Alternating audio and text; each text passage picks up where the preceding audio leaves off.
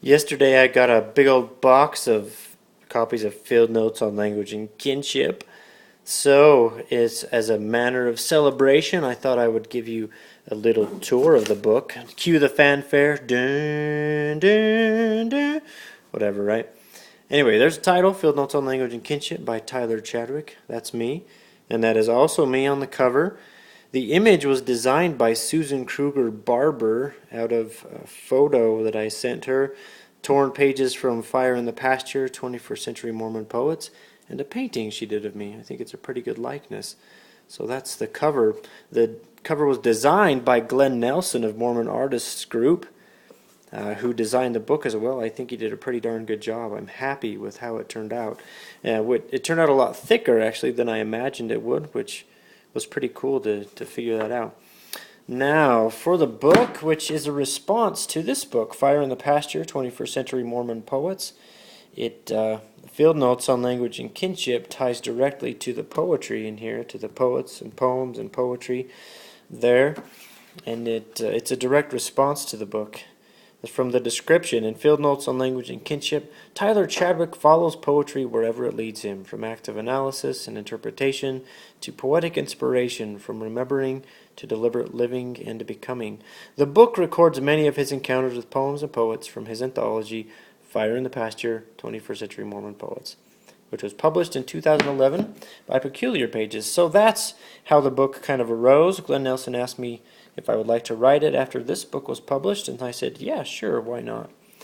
Now, 2 years later, 2 years after I started writing it, here it is. It's broken up into 7 sections: Plein Air Roadscapes, Chasing the Long White Cloud, Panis Angelicus, Somewhere in the Brush an Animal Stirs, Eden's Half-Light, Bethesda, and the Gods Step Out of Their Hiding Place.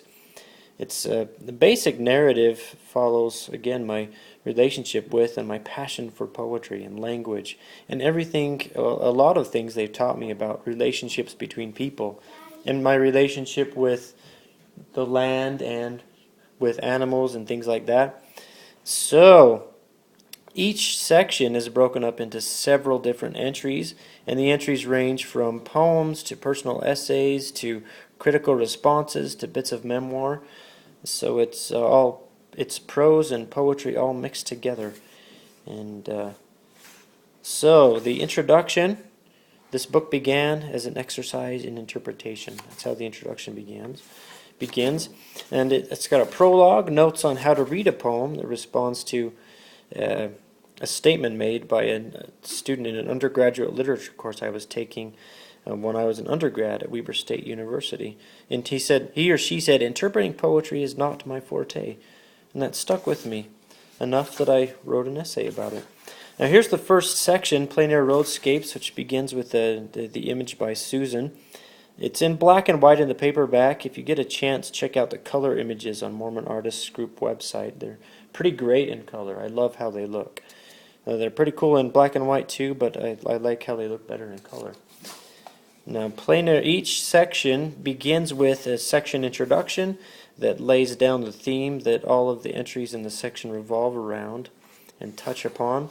And each entry has an entry note that talks about how it grew out of my relationship with Fire in the Pasture and with poetry.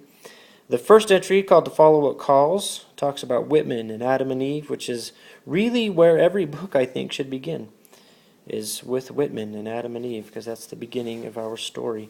Each section is laid out the same way, with the section introduction, the entry introduction, and the entries. And the endnotes at the very end detail where I got all of my references, things I'm talking about, so you can find them too.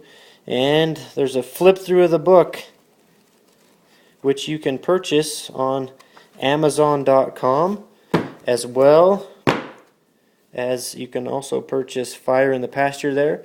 There are the companion volumes